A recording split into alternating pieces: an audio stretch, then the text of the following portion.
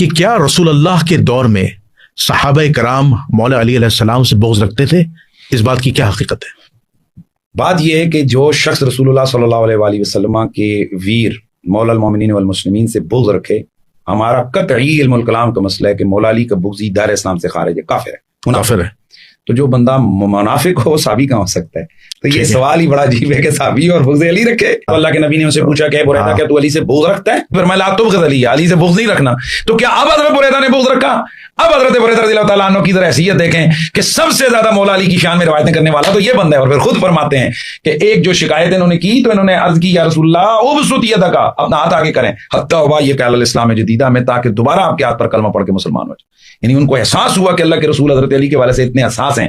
تو یہ آہستہ آہستہ وہ لوگ وہ سیکھ رہے تھے، تو سیکھنے کے عمل کے دوران اگر پہلے کسی سے کوئی کمی کوتاہی، مثلا عہد کی جنگ ہو رہی ہے، رسول اللہ صلی اللہ علیہ وسلم کے بہت سارے صحابہ یہ سمجھ کر اپنے اس فکر میں کہ بھائی حضور شہید ہو گئے، وہ تشریف لے گئے، یا کچھ صحابہ کو اللہ کے نبی نے فرمایا کہ یہ پہاڑی سے نیچے نہیں آنا، انہوں نے اپنا اطاعت کیا کہ یار جنگ تو ختم ہو گئی ہے، چلو یار ہم بھی جانا چلے جاتے ہیں۔